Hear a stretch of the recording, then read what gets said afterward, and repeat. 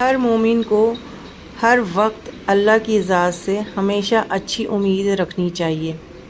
حضرت ابو ہریرہ رضی اللہ تعالیٰ عنہ کہتے ہیں کہ رسول اللہ صلی اللہ علیہ وسلم نے فرمایا کہ اللہ تعالیٰ فرماتا ہے کہ میں تو بندے سے وہی سلوک کرتا ہوں جس کی اس کو مجھ سے امید ہوتی ہے، اور وہ بندہ جب مجھ کو یاد کرے تو میں اس کے ساتھ ہوتا ہوں۔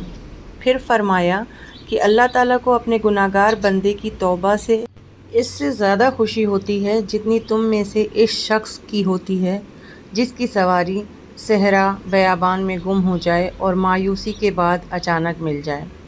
اللہ فرماتا ہے کہ جو شخص ایک ہاتھ میری طرف بڑھاتا ہے میں دو ہاتھ اس کی طرف بڑھاتا ہوں، اور اگر وہ تیز چل کر میری طرف آتا ہے تو میں دوڑ کر اس کی طرف آتا ہوں۔ اس لیے مومن کے لیے نا امیدی کفر ہے۔ ہمیشہ اللہ کی ذات سے اچھی امید رکھیں۔ پسند آیا تو لائک، شیئر اور سبسکرائب ضرور کریں۔